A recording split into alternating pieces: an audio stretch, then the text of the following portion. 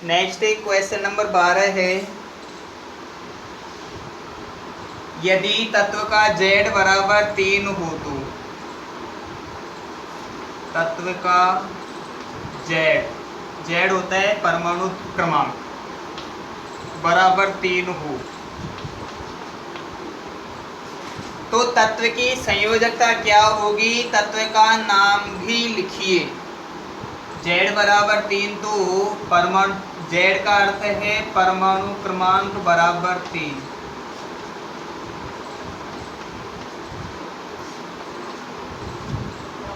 Electron विन्यास,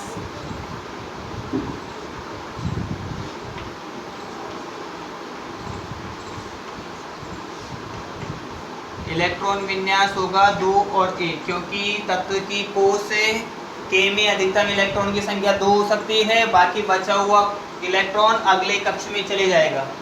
तो कोई भी तत्व अपने बाह्यतम कोश के इलेक्ट्रॉन को त्याग करे या बाह्यतम कोश में कोई इलेक्ट्रॉन ग्रहण करके स्थायी विन्यास प्राप्त करता है, अर्थात अपना अष्टक पूरा करना चाहता है। तो अगर ये अष्टक पूरा करना चाहे तो इसे 7 इलेक्ट्रॉन की आवश्यकता होती है, जबकि इसे यदि देना चाहिए तो यह केवल 1 इलेक्ट्रॉन देकर भी अपना स्थायी विन्यास प्राप्त कर सकता है। तो लगाएं, लिखें, यह तत्व 1 इलेक्ट्रॉन त्याग करे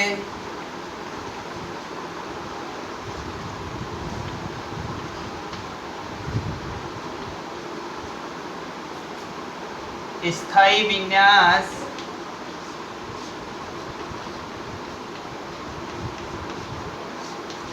प्राप्त कर सकता है।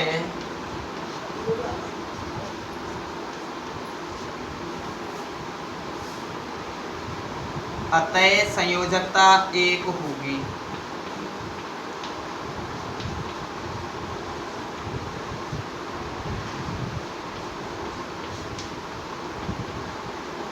अब क्योंकि परमाणु क्रमांक 3 है तो नंबर 1 होता है हाइड्रोजन का, नंबर 2 हीलियम का और नंबर 3 लिथियम का। तो लिख दें, यह तत्व लिथियम है।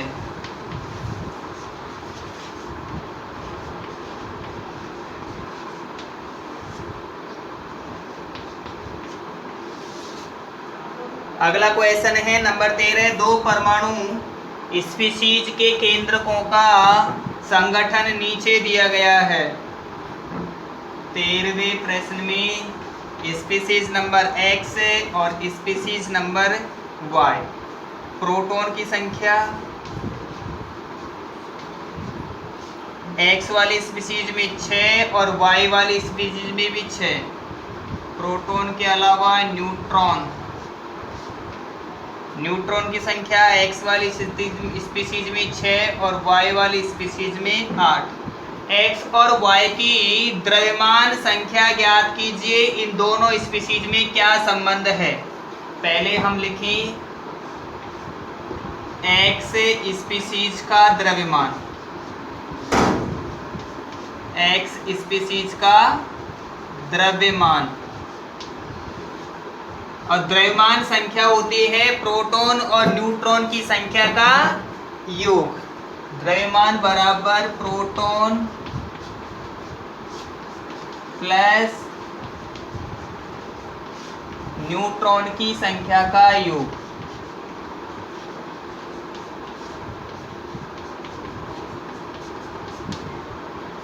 प्रोटॉन की संख्या 6 और न्यूट्रॉन की संख्या भी 6, अतः इसका परमाणु द्रव्यमान होगा 12, क्योंकि द्रव्यमान को यूनिफाइड में मापा जाता है, अतः 12 यूनिफाइड। अगला नंबर 2 Y स्पीशीज के लिए।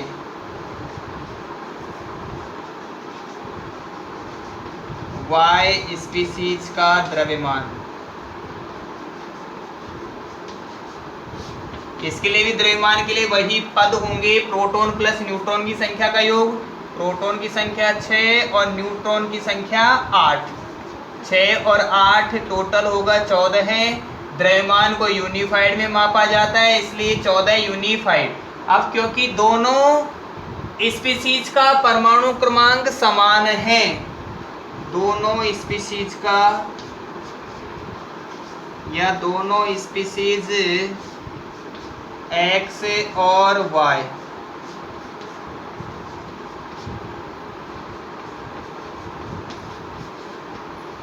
का परमाणु क्रमांक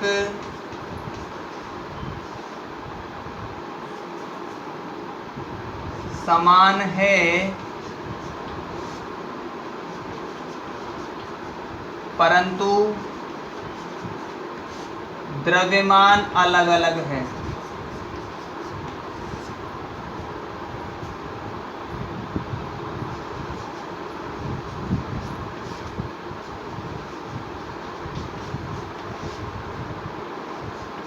अतः ये कार्बन के समस्थानिक है। परमाणु क्रमांक नंबर 6 कार्बन का ही होता है। ये कार्बन के समस्थानिक है।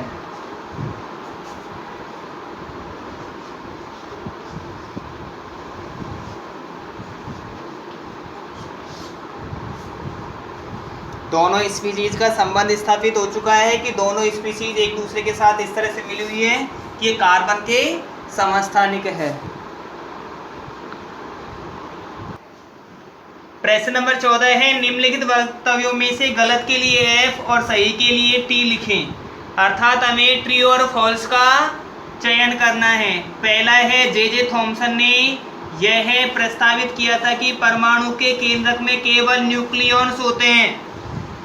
तो ये कथन गलत है। जे थॉमसन ने तो इलेक्ट्रॉन के बारे में बताया था, न्यूक्लियॉन्स के बारे में नहीं बताया था। पहला हो जाएगा फॉल्स, अर्थात F लगाना है हमें।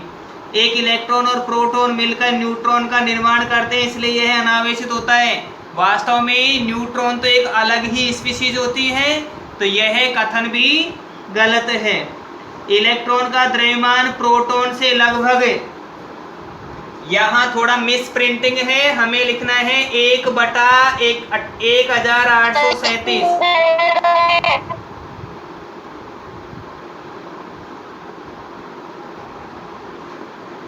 इलेक्ट्रॉन का द्रव्यमान प्रोटॉन से लगभग 1/1837। इस तरह से लिखेंगे हम 1/1837 गुणा होता है। यदि हमने इतना लिख दिया तो ये वाला कथन बिल्कुल सत्य होगा। यहाँ हमें लगाना पड़ेगा ट्रू फॉर ट्रू। डी वाला है, आयोडीन के समस्थानिक का उपयोग टिंचर आयोडीन बनाने में किया जाता है, जो दवा के रूप में उपयोगी होता है। वास्तव में कथन गलत है। आयोडीन के समस्थानिक का प्रयोग हमने पढ़ा था कि यह गलगंड एवं या फिर गेंगा रोग के उपचार में उपयोगी होता है। केवल सी वाला कथन सत्य है, बाकी सारे कथन असत्य हैं। प्रश्न संख्या 15, 16 और 17 में सही के सामने सही का चिन्ह लगाना है और गलत के सामने क्रॉस का चिन्ह लगाना है। पहला 15वां, इसमें रदरफोर्ड का अल्फा कण प्रकीर्णन प्रयोग किसकी खोज के लिए उत्तरदायी था? रदरफोर्ड का परमाणु प्रयोग तो नाभिक की खोज के लिए उत्तरदायी था, और नाभिक का तात्पर्य था परमाणु का केंद्रक। तो केवल ए वाला सही है, बाकी तीनों गलत हैं। प्रश्न नंबर 16, एक तत्व के समस्थानिक में परमाणु संख्या समान होती है, परंतु परमाणु द्रव्यमान अलग अलग होता है। समान भौतिक गुण, भिन्न रासायनिक गुण, न्यूट्रॉन की अलग अलग संख्या, भिन्न परमाणु संख्या। तो समस्थानिकों की परमाणु संख्या समान होती है, तो न्यूट्रॉन की उनमें अलग अलग संख्या होती है। सी वाला सही है, बाकी तीनों गलत होंगे। Chlorine ion Cl negative ion में संयोजकता इलेक्ट्रॉन की संख्या है। पहले एक बार इसको मैं कंफर्मेशन करवा देता हूँ कि जो हमारे Cl होता है ना, क्लोरीन, पहले 17वां क्वेश्चन है, क्लोरीन और Cl नेगेटिव दिया गया है। Cl का यानी क्लोरीन का इलेक्ट्रॉन विन्यास, क्लोरीन का इलेक्ट्रॉन विन्यास, और वो होगा 2, 8, 7। अर्थात क्लोरीन में टोटल इलेक्ट्रॉन की संख्या 17 होती है। 2 और 8 10, 10 और 7 17। अब क्लोरीन यदि एक इलेक्ट्रॉन ग्रहण करता है तो उसके अंतिम कोष में इलेक्ट्रॉन की संख्या हो जाती है 8। यदि कोई तत्व इलेक्ट्रॉन ग्रहण करता है तो उस पर माइनस लगाया जाता है या फिर ऋणावेश होता है, और यदि कोई तत्व इलेक्ट्रॉन त्यागता है तो उस पर धनावेश आ जाता है। क्योंकि इस पर ऋणावेश है, इसका अर्थ है क्लोरीन ने एक इलेक्ट्रॉन ग्रहण किया है। एक इलेक्ट्रॉन ग्रहण करने के कारण इसका इलेक्ट्रॉन विन्यास होगा 2 8 8। संयोजक इलेक्ट्रॉन या फिर संयोजकता कोष के सिद्धांत के अनुसार परमाणु के बाह्यतम कोष में यदि 8 इलेक्ट्रॉन होते हैं तो वह स्थायी हो जाता है, और ऐसी स्थिति में उसकी संयोजकता 0 होती है। तो Cl आयन में संयोजकता इलेक्ट्रॉन की संख्या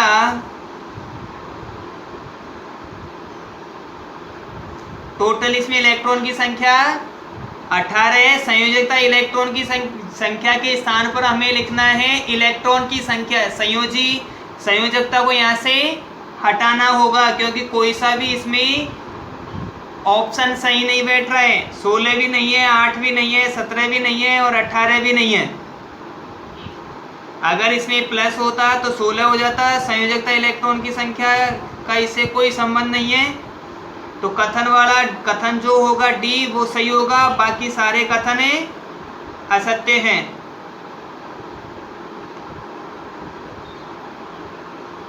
अठारहवें क्वेश्चन है सोडियम का सही इलेक्ट्रॉन विन्यास निम्न में से कौन सा है।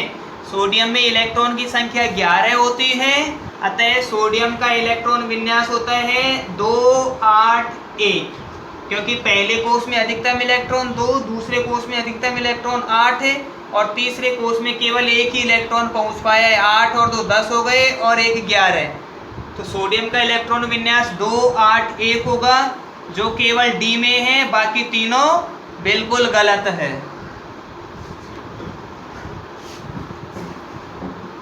उन्नीसवें क्वेश्चन में है निम्नलिखित सारणी को पूरा कीजिए। एक सारणी दी गई है, उस सारणी को हमें क्लियरेंस करना है। प्रश्न नंबर 19, सारणी में दे रखी है पहले परमाणु संख्या,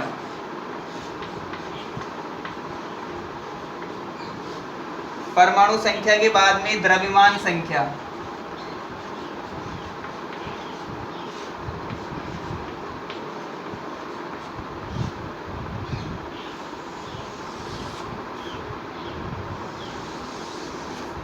द्रव्यमान संख्या के बाद में न्यूट्रॉन की संख्या,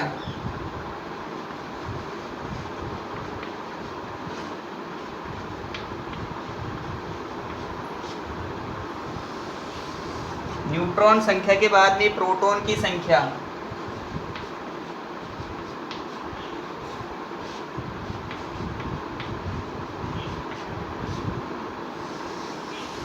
प्रोटॉन की संख्या के बाद इलेक्ट्रॉन संख्या,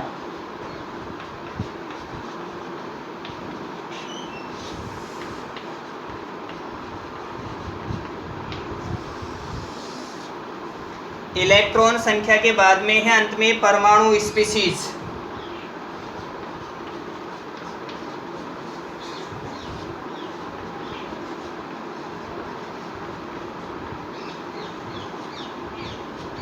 परमाणु स्पीशीज, परमाणु संख्या हमें पहले दी गई है 9, उसमें द्रव्यमान संख्या वाले कॉलम को खाली छोड़ा गया है। न्यूट्रॉन की संख्या दी गई है 10।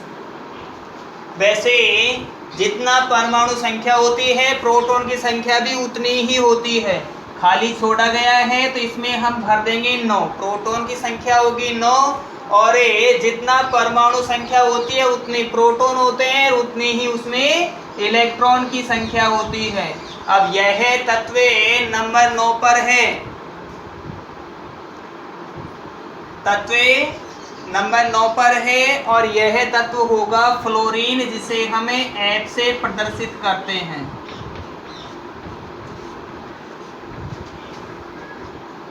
Fluorine F। द्रव्यमान संख्या होती है प्रोटॉन और न्यूट्रॉन की संख्या का योग, तो 10 और 9 टोटल होगा 19। सेकंड नंबर परमाणु संख्या दी गई है 16, द्रव्यमान संख्या 32 पहले से दी गई है।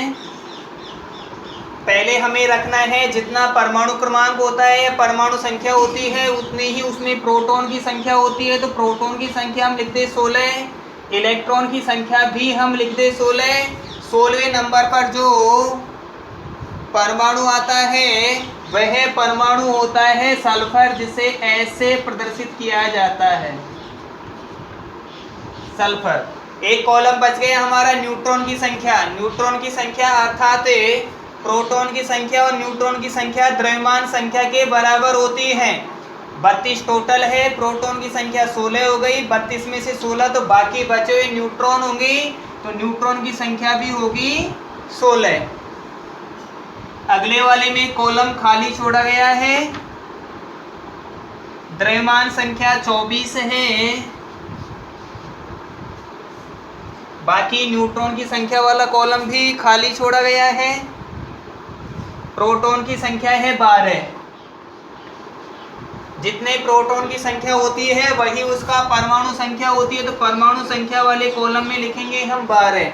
जितने प्रोटॉन होंगे उतनी ही उसमें इलेक्ट्रॉन की संख्या होती है, तो इलेक्ट्रॉन की संख्या भी होगी 12। और 12वें नंबर पर जो तत्व आता है वो होता है Mg अर्थात मैग्नीशियम।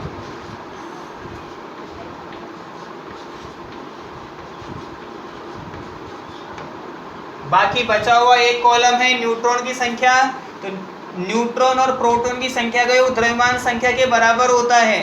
प्रोटॉन की संख्या दी गई है, द्रव्यमान संख्या दी गई है, द्रव्यमान संख्या में से यदि प्रोटॉन निकाल दिए तो वो होगा न्यूट्रॉन की संख्या। 24 में से 12 घटाने पर 12 ही बचता है, अतः इसमें न्यूट्रॉन की संख्या होगी 12।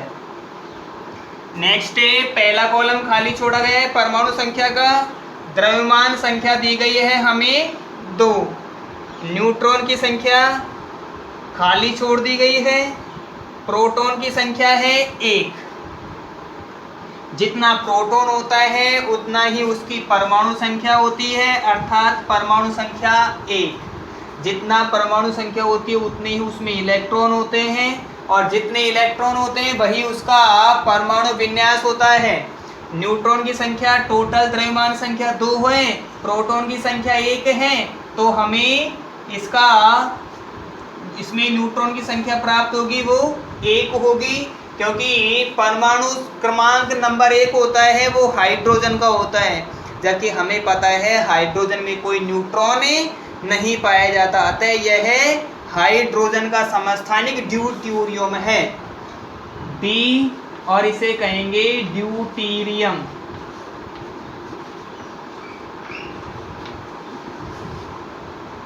लास्ट में है द्रव्यमान संख्या 1, खाली कॉलम छोड़ा गया फर्स्ट वाला, द्रव्यमान संख्या 1 और न्यूट्रॉन की संख्या 0। द्रव्यमान संख्या 1 है, इसका अर्थ है हाइड्रोजन है जिसका द्रव्यमान और परमाणु क्रमांक 1 ही होता है। हाइड्रोजन में प्रोटॉन की संख्या भी 1 होती है, इलेक्ट्रॉन की संख्या भी 1 होती है, और इसका प्रतीक होगा H, और ये तत्व होगा हाइड्रोजन। आवर्त सारणी के कुल 118 तत्वों में से हाइड्रोजन एकमात्र ऐसा तत्व है जिसमें न्यूट्रॉन नहीं पाया जाता है। अगर किसी तत्व में न्यूट्रॉन शून्य दिया गया हो तो हमें उसकी पहचान हाइड्रोजन के रूप में करनी पड़ेगी।